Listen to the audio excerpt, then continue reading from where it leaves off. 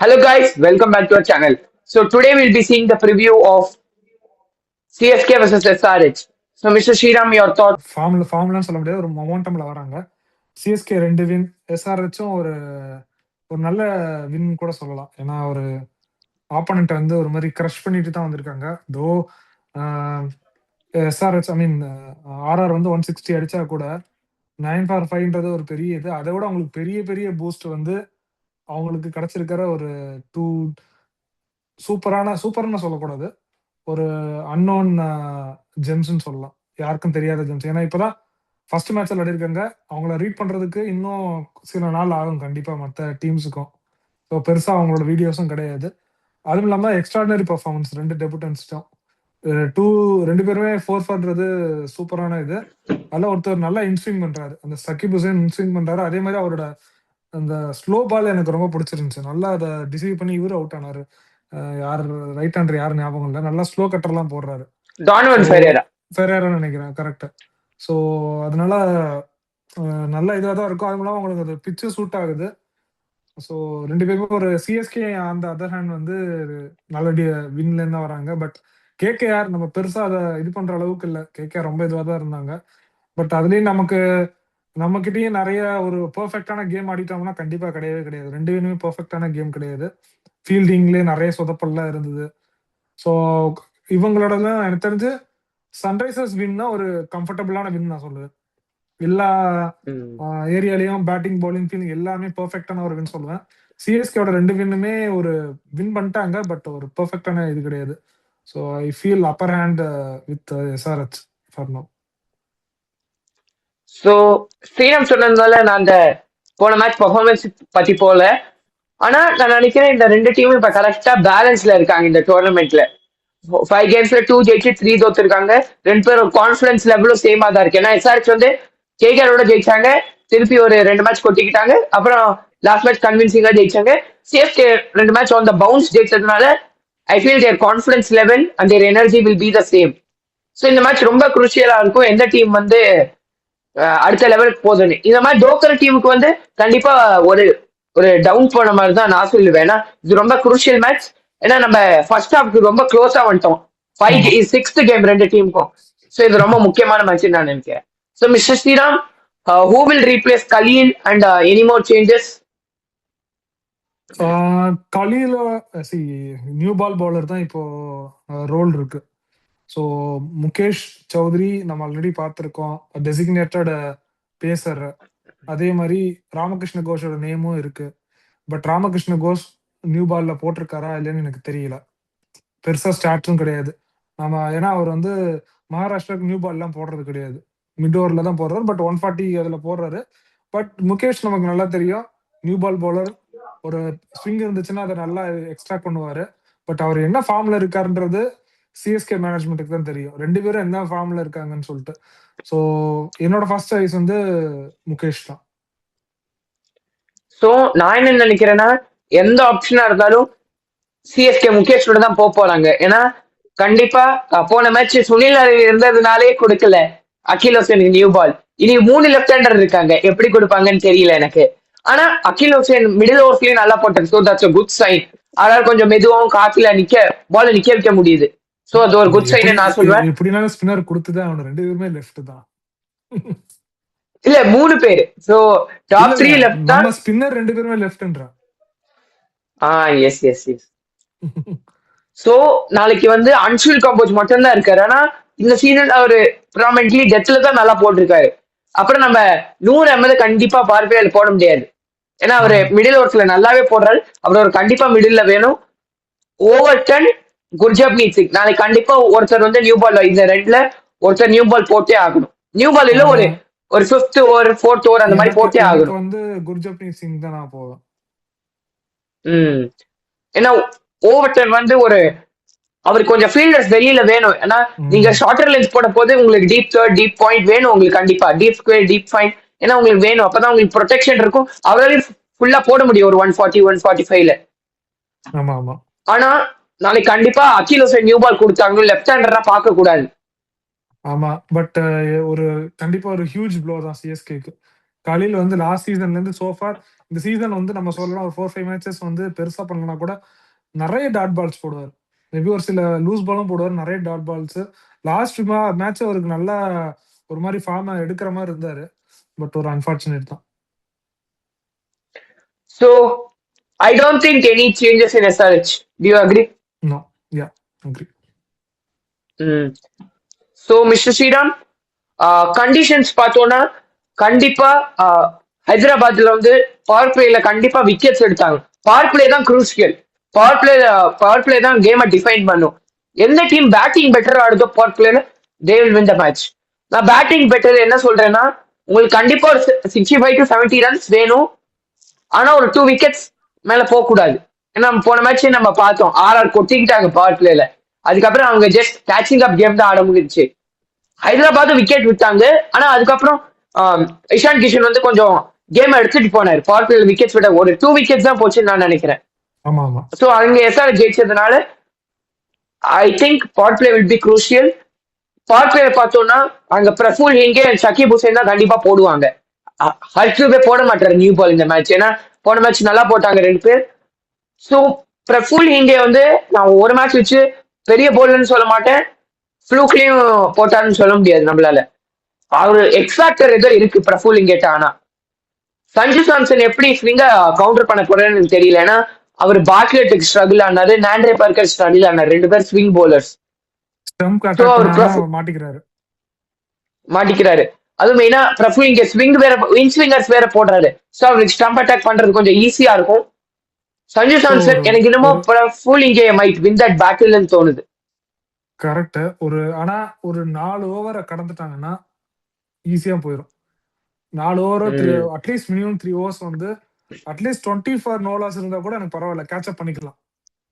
இந்த பிட்ச்ல நல்லாவே கேட்சப் பண்ணலாம். நம்ம விக்கெட் வந்து இவரு ஹெட்டுக்கு சுத்தமா படவே இல்லை. கிட்டத்தட்ட 20 பால் 20 ரன் அந்த மாதிரி தான் ஆடினாரு.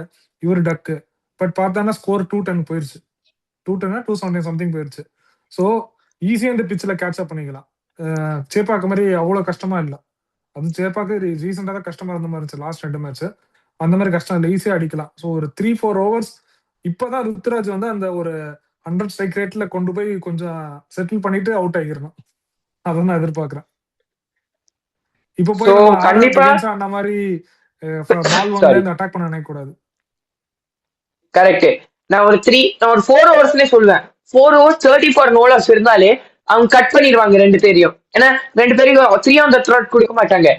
அப்ப ஹர்ஷ்தூபே வரப்போது உங்களோட better spin players like Pravesh, Dube, Sarfaraz Khan. இன்னொன்னு பார்த்தா 4 பவுலருமே இன்எக்ஸ்பீரியன்ஸ்ட். கரெக்ட். ஸோ அந்த ஃபர்ஸ்ட் 2 பவுலரை வந்து நெகேட் பண்ணிட்டாலே அவங்களுக்கு அந்த கான்ஃபிடன்ஸ் போயிடும். 2 ஸ்பின்னர் ஈஸியா நம்ம ஆளுங்க ஆடுவாங்க. 5th பவுலர் யாரும் அவங்களோடதுல சிவாங், ஹர்ஷுக், ஈஷான் மலிங்கா எல்லாம் ஆடலாம், ஈஸியா ஆடலாம். ஸோ இந்த 4 பவுலர் தான். அதனால எனக்கு தெரிஞ்சு நம்ம பிரஃபுல் இவங்க 2 பேரும் டெபியூல சூப்பரா போட்டதுனால சொல்றோம். பட் அவங்களுக்கு மறுபடியும் அந்த மொமெண்டம் கொடுக்காம இந்த 3-4 ஓவர்ஸ் நெகேட் பண்ணிட்டாலே ஈஸியா அடிக்கலாம். But I prefer chasing, not winning the batting first. நானும் கண்டிப்பா சேஸ் ப்ரிஃபர் பண்ணுவேன். மெயினா கலீல் இல்லாதனால. ஏன்னா முகேஷ் குமார் வந்து Abhishek Sharma head take on பண்ணி அவங்களுக்கு கான்ஃபிடன்ஸ் பூஸ்ட் ஆனா அதுக்கப்புறம் அவங்களுக்கு ஒருத்தருக்கு மாட்டிக்கிச்சுன்னா they will take the game away from you any day. அவங்க ஃபார்ம்ல இருக்காங்க, ஃபார்ம்ல இல்லைன்னா கிடையாது. they can take the game. So நான் சேஸ் ப்ரிஃபர் பண்ணுவேன். சேஸ்ல உங்களுக்கு ஒரு 220 230 டார்கெட் இருந்தா கூட நான் முதல்ல செட் பண்ணிடுவேன். அப்புறமா விக்கெட்ஸ் வச்சு ஐ கோ ஆன். ஏன்னா சிவாங் குமார், ஹர்ஷ்தூபே கூட சரி அடிச்சாங்க. அவருக்கு கொஞ்சம் எக்ஸ்பீரியன்ஸ் வந்துருக்கு ஐபிஎல்ல. சிவாங் குமார் இப்ப வரைக்கும் யாரும் டார்கெட் பண்ணி அடிக்கல. சோ தூபே அவர் பிரவேஷ் அவர் அடிச்சா அவர் எப்படி போடுவாங்க நமக்கு தெரியாது. கொஞ்சம் ஷார்ட்டா போட்டா வெளுத்துருவாங்க சிஎஸ்கே ஒரு பெட்டர் ஸ்பின் பேட்டிங் லைனப்ஸ்க்கு. கரெக்ட். சோ பட் ரித்து வந்து டாஸ் ஸ்பின் பண்ணனும் first. So mister Sriram and Thala is back. ஏன்னா அவரு இப்ப வரைக்கும் அவர் ஹோட்டல்ல இருந்து வெளியிலேயே வர்ற ஒரு மேட்சுக்கும் ஃபர்ஸ்ட் டைம் அவர் ஹைதராபாத் டிராவல் பண்ணிருக்காரு. சோ எனக்கு தெரிஞ்ச பாசிபிலிட்டி இல்லைன்னு தோணுது எனக்கு. விளையாட மாட்டான்னு தோணுது எனக்கு. விளையாட வச்சாலும் எனக்கு தெரிஞ்சு இப்பதான் கொஞ்சம் காம்பினேஷன் செட் ஆகிட்டு போகுது. யாரை தூக்குறது? சர்ஃப்ராஸ் கானை தான் தூக்கணும்.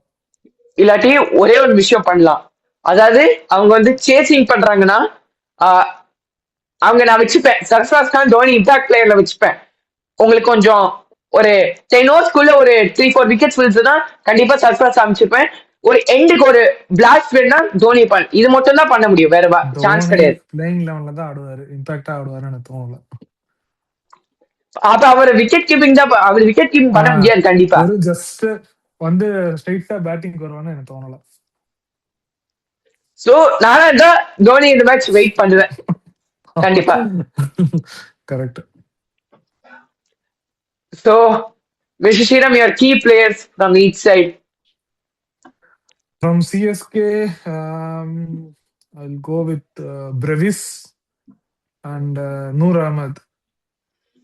அப்புறம் ஃப்ரம் SRH வந்து ஹர்ஷ் துபே, அப்புறம் பேட்டிங்ல வந்து ஹென்ரிக் கிளாசன்.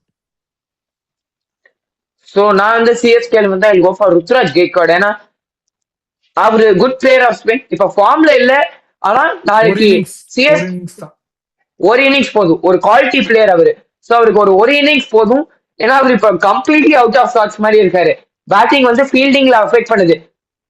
ஆனா கேப்டன்சி பரவாயில்ல, கேப்டன்சி நல்லாவே பண்றாரு. பேட்டிங் வந்து கேப்டன்சி அஃபெக்ட் பண்ணல, ஆனா ஃபீல்டிங் கண்டிப்பா அஃபெக்ட் பண்ணுது. அவரோட கேப்டன்சியும் பேட்டிங்கும் சேர்ந்து. ஸோ ஒரு இன்னிங்ஸ் போதும், அந்த மென்டல் எல்லாம் போயிரும். அந்த ஒரே ஒரு இன்னிங்ஸ் ரன் வந்தா போதும். ஸோ போலிங்ல நான் நூர் அஹமத் கண்டிப்பா போவேன். ஏன்னா will be crucial against Heinrich Klaasen எனக்கு தோணுது. அப்புறம் அவர் வந்து அந்த ஆங்கிள் தான் யூஸ் பண்ணும், அவர் கேமரன் கிரீன் போட்ட ஆங்கிள் தான் கிளாசனுக்கு யூஸ் பண்ணும் நான் நினைக்கிறேன். ஏன்னா நூர் அஹமத் கூகுளி வந்து away from the right hander போகும். இந்த ஆங்கிள் வைட் ஆஃப் த கிரீஸ்ல இருந்து அவர் உள்ள போட போது பேட்ஸ்மேன் கண்டிப்பா டவுட் இருக்கும், உள்ள ஷூட் ஆகுமா இல்ல வெளியில திரும்புவான்னு. ஸோ அந்த ஆங்கிள் தான் யூஸ் பண்ணும் நான் நினைக்கிறேன் ஹென்ரிக் கிளாசனுக்கு மெயினா. அப்புறம் சன்ரைசர்ஸ்ல வந்து I go for Abhishek Sharma and Praful Hinge. So mister Sriram, your matchups for the day. Matchups வந்து Akeal Hosein versus Abhishek Sharma. அப்புறம் இதுல வந்துட்டு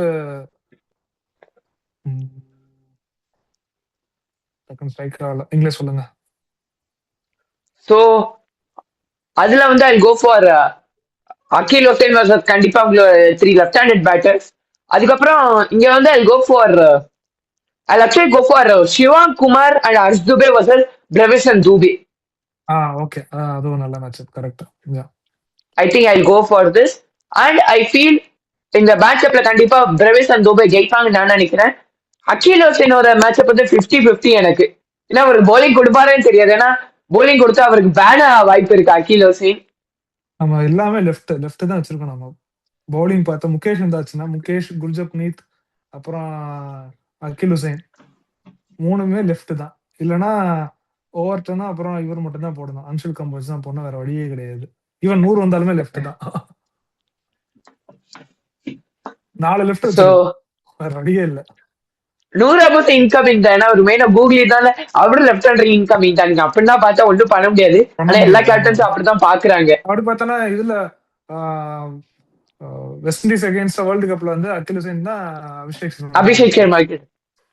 So, Mr. Sriram, going before the CSK match prediction, first match ஒரு நல்ல மேட்சா இருக்கும் நான் நினைக்கிறேன். RCB versus DC in Chinnaswamy Stadium.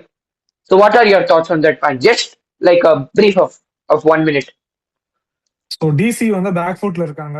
மறுபடியும் அவங்களுக்கு வந்து நல்ல டீம், லாஸ்ட் சீசன் மாதிரியே கொஞ்சம் சொதப்புறாங்கன்னு தோணுது, மொமெண்டம் மிஸ் பண்றாங்கன்னு தோணுது. RCB இருக்கிற ஃபார்முக்கு RCB தான், டவுட்டே கிடையாது. நானும் DC இல்ல என்னன்னா டிசில வந்து அடிச்சு பொழக்கிற மாதிரி இல்ல, எல்லாம் கிளாஸ் பிளேயரா இருக்க மாதிரியே தோணுது எனக்கு. ஏன்னா ஸ்டப்ஸுமே ரீசெண்டா நான் பாக்குறேன், அவரு அந்த மாதிரி ஒரு டிம் டேவிட் மாதிரி ஆக்சிலரேட் பண்ற மாதிரி தெரியல. அடிக்கிறாரு, ஆனா கொஞ்சம் ஸ்லோவா இது பண்றாரு. இங்க பார்த்தோன்னா 10 பால் 30 ரன் அடிக்கிற பிளேயர் 3 பிளேயர் இருக்காங்க மிடில் ஆர்டர்ல. 10 பால் 30 ரன் வந்து ரஜத் பட்டிதார் அடிக்கிறாரு, டிம் டேவிட் அடிக்கிறாரு, ஜிதேஷ் சர்மா அடிக்கிறாரு, ரொம்ப ரிஷபட் கேட்கவே வேணாம். 6 ஹிட்டர்ஸ், மெயினா 6 ஹிட்டர்ஸா டிசி மிஸ் பண்றாங்க. நீங்க அக்ரி பண்ண, நான் மில்லரையும் ஸ்டப்ஸ் வர இடத்துல தான் போடுவேன். மில்லரும் 10 பால் 30 பிளேயர் கிடையாது, ஒரு 25 பால்ஸ் 55 பிளேயர். ஒரு ஃபர்ஸ்ட் 10 பால்ஸ் டைம் எடுத்துட்டு அப்புறம் இஸ் வெரி டேஞ்சரஸ். ஸ்டப்ஸும் நான் அந்த கேட்டகரி தான் போடுவேன். ஸ்டப்ஸ் இப்ப அவ்வளவா கிரேட் ஃபார்ம்ல இல்ல. கிரேட் ஃபார்ம்னா அவர் ஒரு 6 ஹிட்டிங் நான் சொல்றேன். அந்த சிஎஸ்கே மேட்ச் கூட 6 6 ஹிட்டிங் தான் நான் ஹிட்டிங். சொல்றேன். 6 ஹிட்டிங் தான் மேட்டர் இங்க சின்ன சமையல. பட் ஆனா எனக்கு ஏதோ ஒன்று தோணுது, கேஎல் ராகுல் ஏதோ நாளைக்கு பண்ண போறாரு. But edge will go to RCB. RCB. So, Mr. Sriram, prediction for the CSK match. CSK match வந்து 55-45 55 டு எஸ்ஆர்ஹெச் கொடுக்குறேன். என்ன காரணம்னா நான் அந்த 2 பவுலர் கிடையாது, இப்போதான் விளையாடி இருக்காங்க, மறுபடியும் அகைன் ஹோம் கிரவுண்ட்ல தான் விளையாடுறாங்க. இதுவே இப்போ அவங்க சேப்பாக்கு வராது இருந்தாலும் கண்டிப்பா நான் வைஸ் வருஷா கொடுத்துருப்பேன் நான். பட் அதனாலதான் மறுபடியும் அதே பிச்சில் ஈவன் கிரிக் பஸ்ல போட்டுருச்சு சேம் பிச்சு தான் யூஸ் பண்ண போறாங்க இந்த மேட்சுக்குன்னு சொல்றாங்க. அதே காம்பினேஷனா விளையாட போறாங்க. ஸோ அதனாலதான் அந்த ஒரு எக்ஸ்ட்ரா 5 அந்த எட்ஜ் வந்து எஸ்ஆர்ஹெச் கொடுக்குறேன் நான். நானும் கண்டிப்பா எஸ்ஆர்எஸ்க்கு தான் எட்ஜ் கொடுப்பேன். ஆனா சிஎஸ்கே இஸ் நாட் லேக்கிங் பே. நான் எஸ்ஆர்எஸ் வந்து ஒரு நல்ல எட்ஜே கொடுப்பேன், ஒரு 60-40 கொடுப்பேன். ஆனா சிஎஸ்கே வந்து ஒரு மோசமான டீம் நான் சொல்ல மாட்டேன். கண்டிப்பா 5 கொடுப்பாங்க, ஜெயிக்க சான்ஸ் இருக்கு. ஆனா ஒரு நிறைய ஆனா ஒரு இன்னொரு முக்கியமான விஷயம், ஏதாவது ஒரு கேட்ச் அன்னைக்கு விட்ட மாதிரி எல்லாம் நரேனுக்கு இவங்களுக்கு எல்லாம் விட்ட மாதிரி விட்டாங்கன்னா எஸ்ஆர்ஹெச் வந்து நல்லாவே நம்ம அடிச்சு ஒரு அதுக்கு ஒரு பெரிய பனிஷ்மெண்ட் கொடுத்துருவாங்க நமக்கு. சிஎஸ்கே வந்து நிறைய மேட்ச் அப் ஜெயிக்க வேண்டியதா இருக்கும் இந்த மேட்ச்ல ஜெயிக்கணும்னா. காம்பினேஷனை புடிச்சிட்டாங்க, ஆன் ஃபீல்ட் பெர்ஃபார்ம் பண்ணாலே போதும். சோ சிஎஸ்கேக்கு வந்து ஒரு சோதனை மாதிரிதான் இருக்கு. காம்பினேஷன் நல்லா பிடிச்சதுக்கு அப்புறம் கலீல் வெளில போயிட்டாரு, அப்புறம் தோனி ஃபிட் ஆயிட்டாரு. அது ஒரு பிளஸ். அது எப்படி வேணாலும் போகலாம் தோனி ஃபிட் ஆனது. ஏன்னா கொஞ்சம் தோனியை ரஷ் பண்ணிட்டு காம்பினேஷன் போயிடுச்சுன்னா திருப்பி கஷ்டம். So these are my closing thoughts. So mister Sriram, any closing thoughts for this match? So hopefully நல்ல மேட்சாக இருக்கும்னு நினைக்கிறேன். ஸோ ஆர்ஆர் பண்ண தப்ப வந்து நம்ம பண்ணக்கூடாது. ஈவன் இதர் பேட்டிங் ஃபர்ஸ்டாக இருந்தாலும் சேசிங்காக இருந்தாலும் 3-4 ஓவர்ஸ் கொஞ்சம் பார்த்தாடினாலே மேட்சை கண்டிப்பா ஜெயிக்கிறோமோ இல்லையோ க்ளோஸ் மேட்ச் கொண்டு போகலாம். So we have come to the end of this video. Hope you liked it. Thanks a lot and bye. Bye.